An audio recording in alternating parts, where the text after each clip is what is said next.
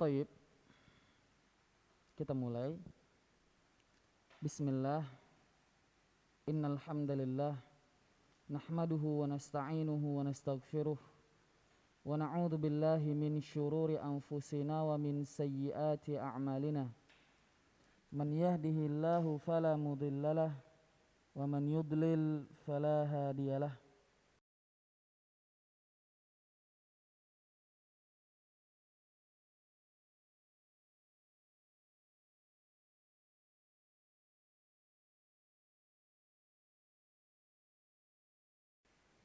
Ashhadu an la ilaha illallah wahdahu la syarikalah wa ashhadu anna Muhammadan abduhu wa rasuluh. Ya ayyuhalladzina amanu taqullaha haqqa tuqatih wa la tamutunna illa wa antum muslimun. Ya ayyuhan nasu taqu rabbakumul ladzi khalaqakum min nafsin wahidah wa khalaqa minha zawjaha وبث منهما رجالا كثيرا ونساء واتقوا الله الذي تساءلون به والأرحام إن الله كان عليكم رقيبا فإن أصدق الحديث كتاب الله وخير الهدي هدي محمد صلى الله عليه وسلم وشر الأمور محدثاتها فإن كل محدثة بدعة وكل بدعة ضلالة وكل ضلالة في النار. Insyaallah di kesempatan malam hari ini ba'dal maghrib ini insyaallah kita akan membahas pembahasan yang sangat penting sekali. Pembahasan yaitu pembahasan tentang akidah. Judul pembahasan kita yaitu diambil dari kitab yang dikarang oleh Syekh Muhammad bin Jamil Zainu rahimahullahu ta'ala, salah satu pengajar di Darul Hadis di Makkah. Judul kitabnya Khudh aqidataka minal kitabi was sunnati sahihah. Artinya, ambillah akidahmu dari Alkitab dan sunnah yang sahihah. Ambillah akidahmu dari Alkitab dan sunnah yang sahihah.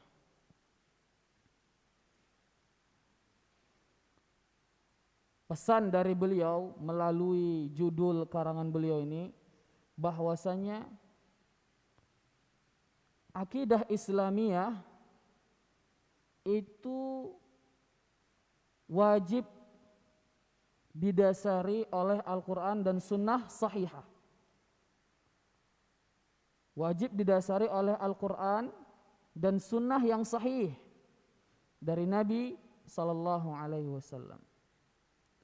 Jadi perkara akidah tidak boleh dikarang-karang. Tidak boleh berdasarkan pendapat. Tidak boleh.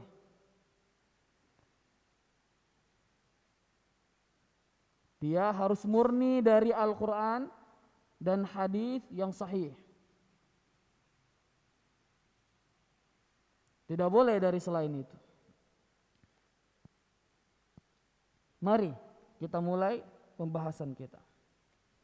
Yaitu yang pertama, haqqullahi 'alal ibad. Haqqullahi 'alal ibad. Apa itu hak Allah atas hambanya? Apa itu hak Allah atas hambanya? Jadi ya, Allah Subhanahu wa ta'ala memiliki hak atas kita yang wajib kita tunaikan, yang wajib kita kerjakan. Jikalau seandainya hak Allah ini tidak kita tunaikan, maka Allah Subhanahu wa ta'ala akan marah kepada kita, murka. Sebagaimana jika kita tidak ditunaikan hak kita, kita akan marah, ya kan? Apakah lagi Allah Subhanahu wa ta'ala. Kita merasa orang yang tidak menunaikan hak kita zalim, ya kan? Begitu juga apalagi hak Allah lebih zalim ketika kita tidak tunaikan. Ya. Lebih zalim lagi. Jadi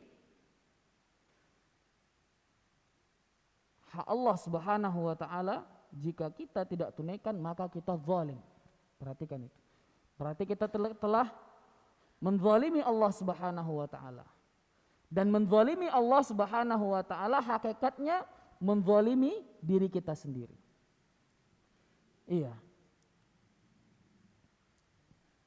Pertama, ya, pembahasan kita limadza khalaqanallah.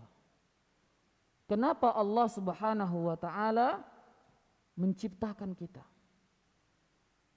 Apa tujuan Allah Subhanahu wa taala menciptakan manusia?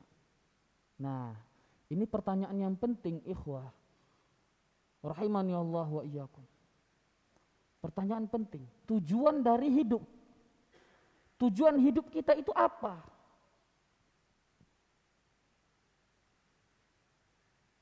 Masya Allah.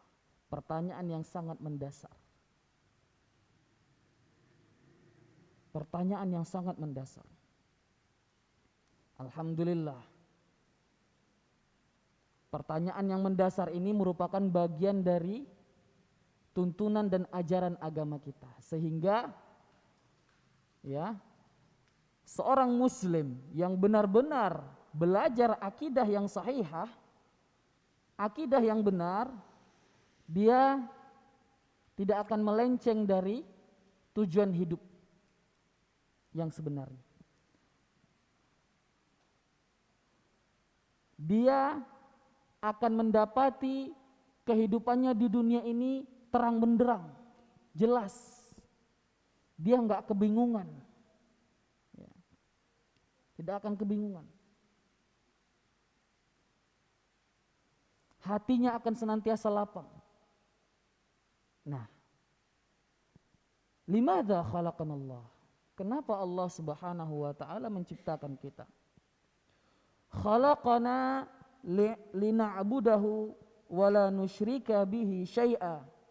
Wad dalilu qauluhu ta'ala fi surati Adz-Dzariyat, a'udzu billahi minasy syaithanir rajim, wa ma khalaqatul jinna wal insa illa liya'budun. Allah Subhanahu wa taala menciptakan kita. Tujuannya apa? Supaya kita menyembah Allah semata. Nah, perhatikan.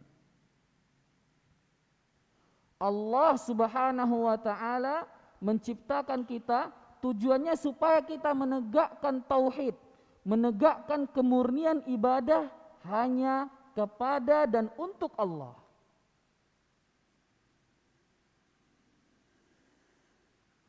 Nah, ini jelas, ya.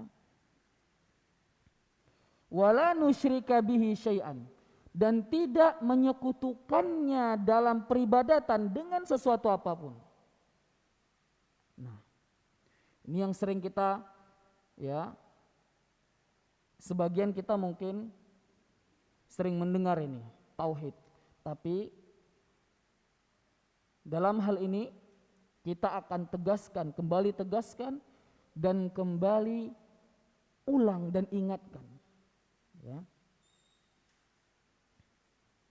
Jadi jangan supaya kita kembali sadar akan pentingnya tauhid. Pentingnya menegakkan tauhid dalam diri kita. Nah, jadi inilah tujuan hidup kita. Ikhwati, a'azzani Allah wa iyyakum. Ini tujuan kita, tujuan hidup. Jadi kalau seandainya ada di antara kita muslim yang hatinya gundah selalu,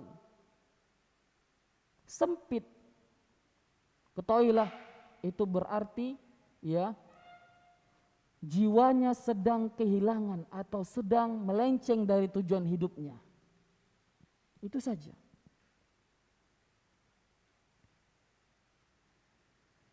Introspeksi diri kita lagi. Kebingungan kita, gundah gulana, Sempit dada rasanya. Seolah-olah rasanya ingin terjun dari atas gedung. Saking sempitnya. Ketahuilah itu sebabnya karena jiwa itu sedang dilencengkan dari tujuan hidupnya. Iya. Tapi jika dia dikembalikan kepada tujuan hidupnya, yakinlah jiwa itu akan tenang. Jiwa itu akan kembali tenang. Buktinya ikhwah, rahimani Allah wa iyyakum.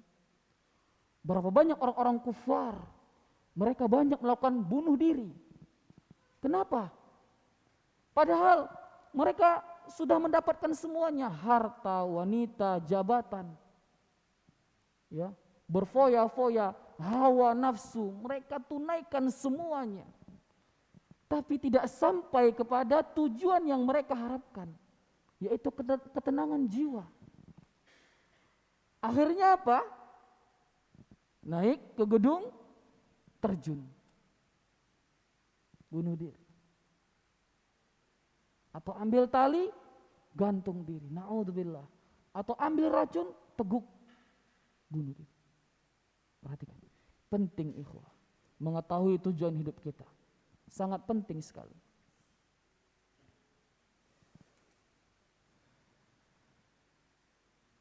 Berapa banyak ya kaum remaja hidupnya enggak karuan. Kenapa?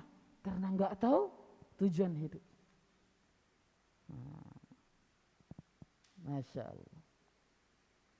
Alhamdulillah, agama kita Islam sangat jelas dan tegas mengajarkan kepada kita tujuan hidup.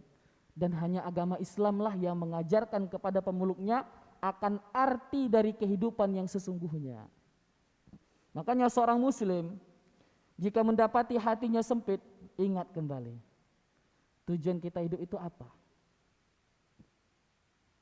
Ibadah kepada Allah. Makanya kembali kepada Allah. Ketika kita mendapati hati kita ini sempit, berarti itu sudah banyak melakukan maksiat. Kembali kepada Allah Subhanahu wa ta'ala. Yakinlah niscaya jiwa itu akan kembali tenang. Masya Allah. Nah, ini ya, Allah Subhanahu wa ta'ala menciptakan kita agar kita menyembah Allah semata dan tidak menyekutukannya dalam hal peribadatan dengan suatu apapun. Dalilnya apa dalil, apa bukti yang menunjukkan akan hal ini di dalam agama kita? Nah, makanya tadi judulnya ambillah akidahmu dari Al-Quran dan Sunnah. Dalilnya Al-Quran, jelas, kalimatnya sangat jelas. Allah Subhanahu wa ta'ala beritakan kepada kita, a'udzubillahi minasyaitonirrajim, wa ma khalaqtul jinna wal insa illa liya'budun. Dan tidaklah aku ciptakan jin dan manusia kecuali agar mereka menyembahku saja. Imam Ibnu Katsir rahimahullahu taala mentafsirkan liya'budun ay liyuwahidun. Agar mereka menyembahku, maksudnya agar mereka mentauhidkanku dalam ibadah. Iya. Kenapa? Karena coba lihat, sekarang manusia mereka semuanya pada mengaku menyembah Tuhan, iya kan? Akan tetapi apakah yang mereka lakukan peribadatan yang sebenarnya? Tidak. Mereka melakukan peribadatan persekutuan, bukan yang ini yang Allah inginkan. Yang Allah inginkan dari kita itu adalah tauhid, pemurnian ibadah hanya untuk Allah. Masya Allah, ya jelas, ya kan? Ya, dalilnya adalah firman Allah Subhanahu wa ta'ala di dalam surat Az-Zariyat. Dicatat ikhwah, ya. Surat Az-Zariyat, ya. Surat Az-Zariyat. Iya.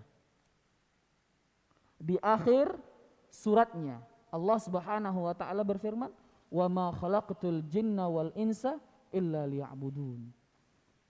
Dan tidaklah aku ciptakan jin dan manusia kecuali agar mereka memurnikan ibadah hanya kepadaku. Pemurnian ibadah hanya kepada Allah. Ingat, tauhid. Jadi Allah Subhanahu wa taala tidak menerima yang namanya peribadatan persekutuan, tidak. Hari ini menyembah Allah, besok menyembah selain Allah. Pagi dia menyembah Allah, siangnya menyembah selain Allah. Ini syirik, inilah hakikat kesyirikan, ikhwah. A'azzani Allah wa iyyakum. Inilah hakikat kesyirikan. Syirik itu bukan berarti menyembah selain Allah saja, tidak. Dia menyembah Allah, tapi dia juga menyembah selain Allah. Inilah yang dilakukan oleh orang-orang kufar Quraisy di zaman Nabi. Nah, makanya sekarang kita bersemangat mendakwahkan sebagian kaum muslimin yang telah banyak terjatuh kepada kesyirikan. Saudara-saudara kita kaum muslimin, ya, mereka sholat, mengucapkan 2 kalimat syahadat, tapi juga di samping itu mereka berbuat syirik. Nah, ini yang harus kita basmi, ya. Ini yang harus kita dakwahkan.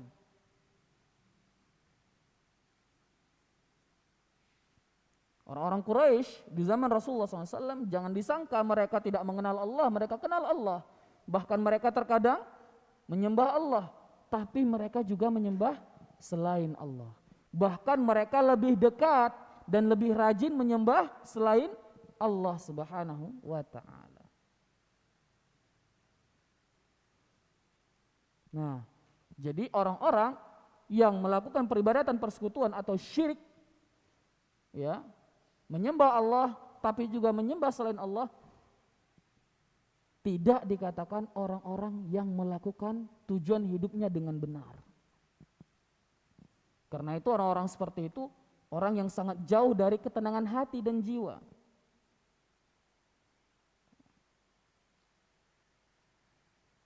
Dan orang-orang seperti itulah yang Allah Subhanahu wa taala sebutkan orang-orang kufar, Allah namakan mereka kufar dan musyrikun. Iya. Alhamdulillah, ikhwah. Allah Subhanahu wa taala menjadikan pedoman daripada agama kita ini yaitu Al-Qur'an. Perhatikan, sangat jelas ajaran-ajarannya. Tujuan hidup dijelaskan.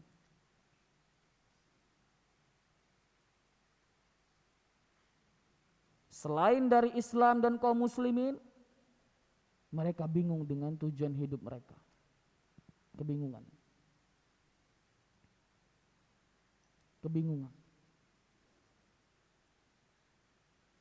Makanya mereka diibaratkan seperti mayat hidup.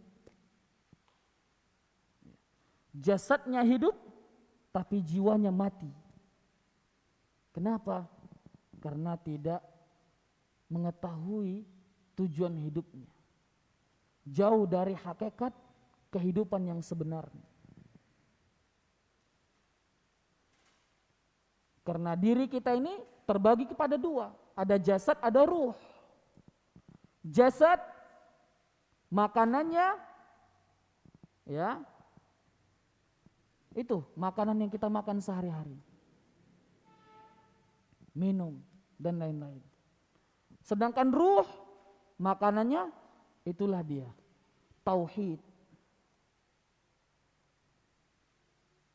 Makanya jika seandainya manusia itu tidak bertauhid dan jauh dari tauhid, maka ruhnya mati. Ketika ruhnya mati, hatinya akan sesak, sempit, berpenyakit.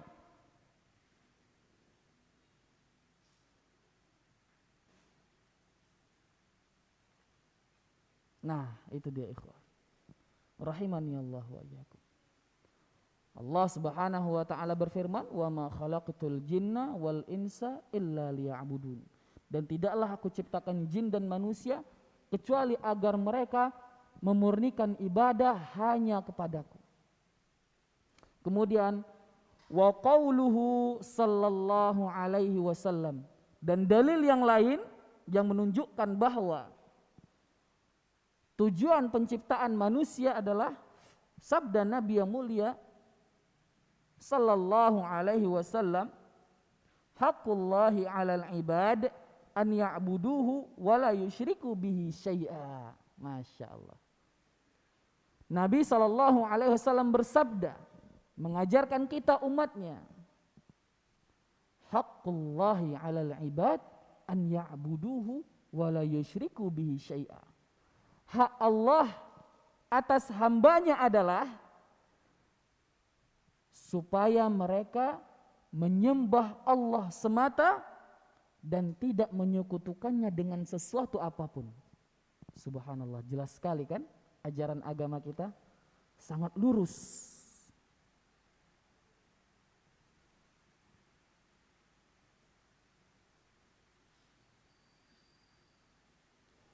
Ini yang diistilahkan oleh atau disebutkan oleh para ulama bahwasanya agama Islam itu adalah agama yang penuh dengan hujjah.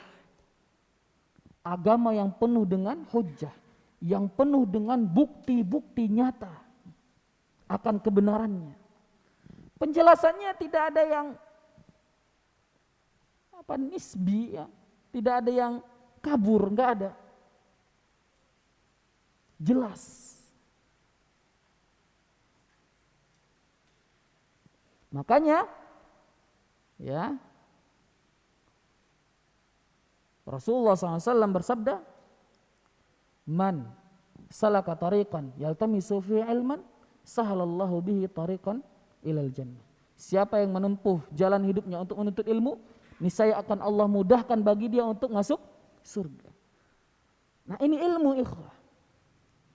Imam Syafi'i berkata rahimahullah, al-ilmu ma qala Allah wa qala Rasul wa qala sahabah. Ilmu itu adalah qala Allah, firman Allah, wa qala Rasul, sabda Nabi, wa qala sahabah, dan perkataan para sahabat.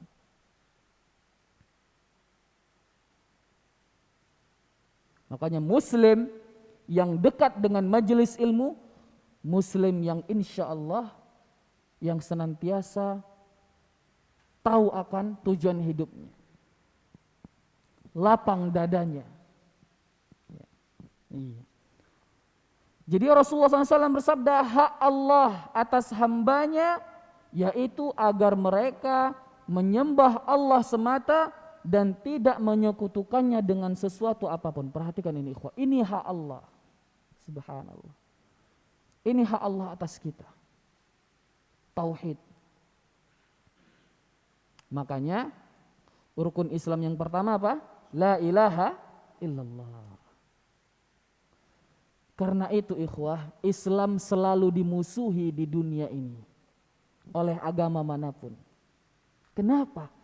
Karena hanya Islamlah agama yang menolak ibadah persekutuan, syirik. Selain Islam boleh menyembah selain Allah. Makanya mereka bisa berteman.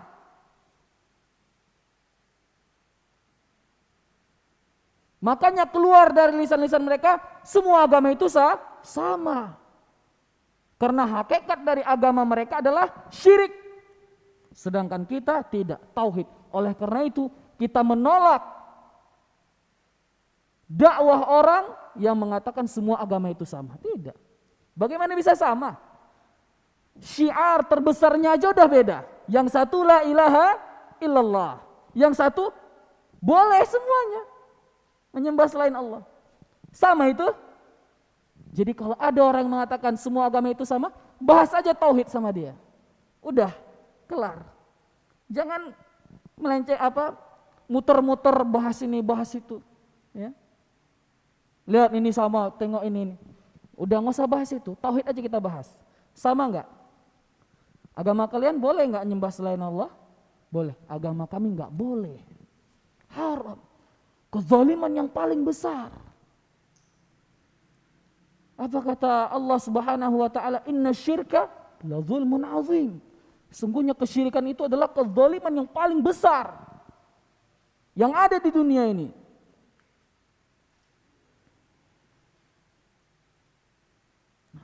Dasarnya, dasar inti utama aja udah beda.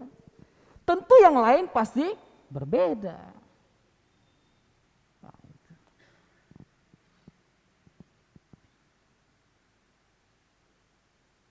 Ini. Jadi hak Allah atas kita adalah tauhid, ikhwan. Jadi ini ingat selalu. Jadi kalau kita merasa diri kita ini jauh dari Allah Subhanahu wa taala, kembali introspeksi diri. Oh, berarti tauhidnya melemah. Berarti udah banyak melakukan maksiat.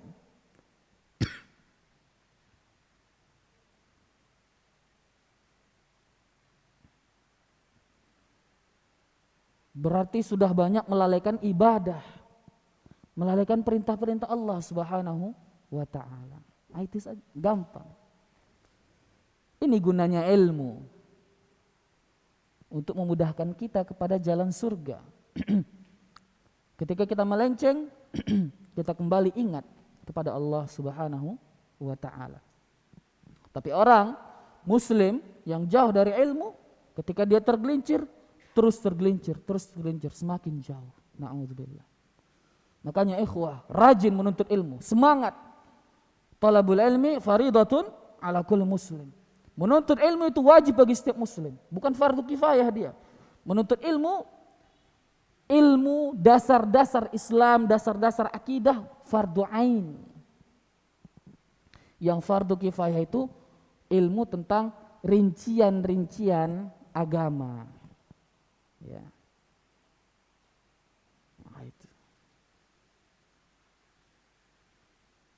Itu ya fardu kifayah. Detail-detail itu fardu kifayah. Tapi tentang rukun Islam, rukun iman, fardu ain. Dan itu yang sekarang yang ditinggalkan oleh kaum muslimin. Karena itu kaum muslimin lemah. Kenapa? Tauhidnya lemah.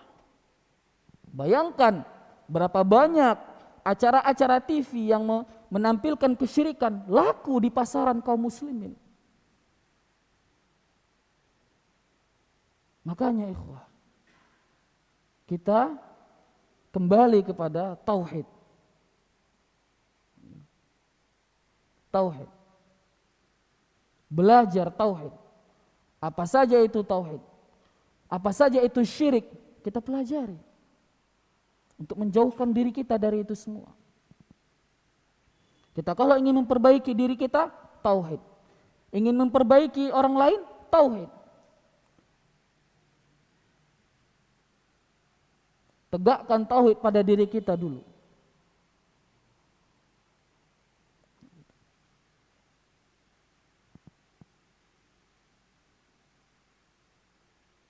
Tauhid adalah segalanya, ikhwah, dalam agama kita.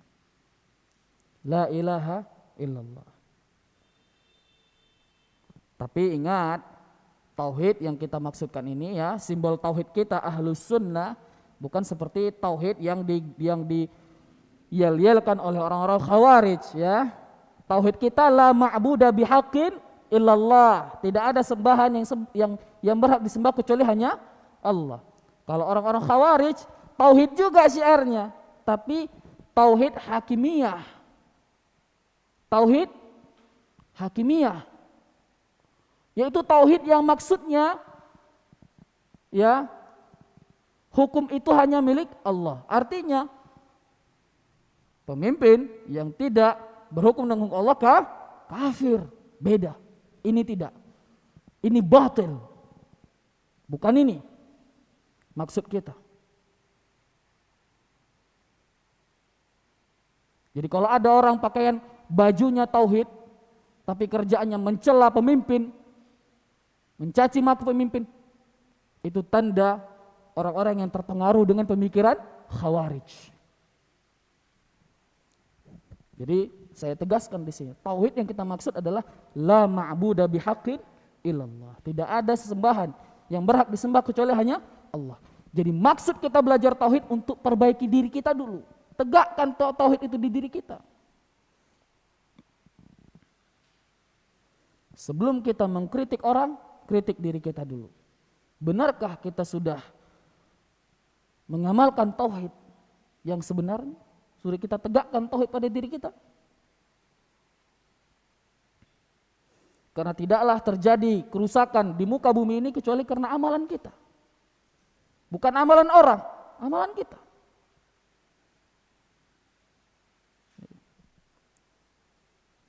Hadis ini muttafaqun alaih. Muttafaqun alaih. Hadis ini muttafaqun alaih. Iya. Jadi tauhid itu adalah syiar nomor 1 agama Islam. Allah Subhanahu wa taala berfirman,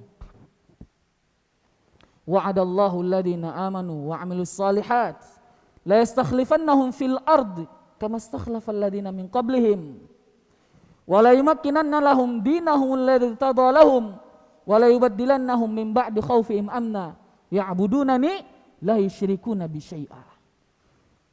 Allah Subhanahu wa taala menjanjikan kepada orang-orang yang beriman dan beramal saleh.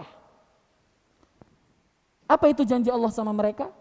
Yaitu Allah akan jadikan mereka pemimpin di muka bumi ini. Sebagaimana Allah Subhanahu wa taala telah menjadikan orang-orang sebelum mereka pemimpin. Kemudian Allah akan jadikan agama Islam ini mantap, berjaya. Kemudian Allah jadikan rasa takut mereka menjadi rasa aman. Itu janji Allah. Tapi ada syaratnya. Janji Allah ini akan Allah penuhi kapan? Ya'budunani la yusyrikuna bi syai'a.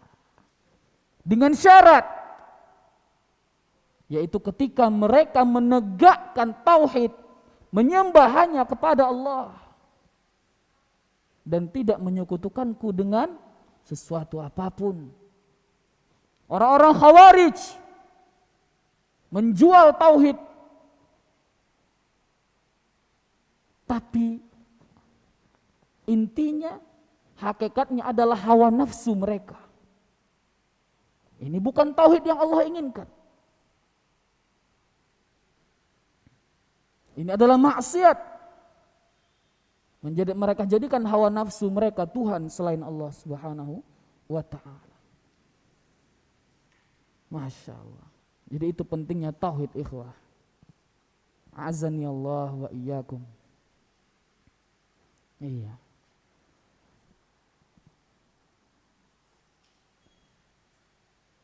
Jadi sebelum kita kepada pertanyaan, saya akan tegaskan lagi bahwa inilah tujuan hidup kita, ikhwah. Tauhid. Jadi kalau kita ingin bahagia dunia dan akhirat, maka realisasikanlah tujuan hidup kita ini. Ya. Tujuan hidup. Karena jiwa ketika melenceng dari tujuan hidupnya, maka dia akan sakit. Sakit dan akan mati. Nah, makanya ketika kita merasakan hati kita sudah mulai sakit, sudah mulai sempit, maka introspeksi diri. Berarti tauhidnya sedang melemah. Kembali kepada Allah Subhanahu wa ta'ala. Taubat dan istighfar. Datangi majelis-majelis ilmu. Catat dia di buku-buku kita. Kemudian amalkan. Setelah kita amalkan, dakwahkan kepada orang lain bil hikmah, dengan hikmah. Iya. Kita cukupkan sampai sini pembahasan kita. Kita buka tanya jawab. Silahkan.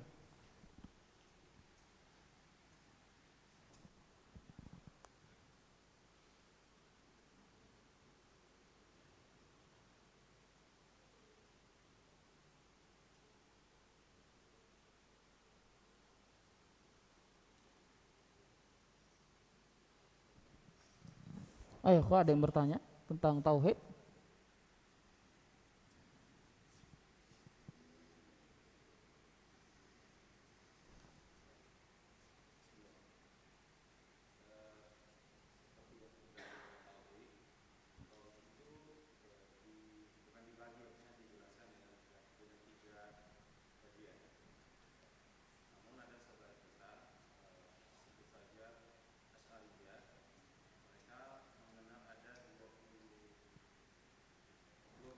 Sifat.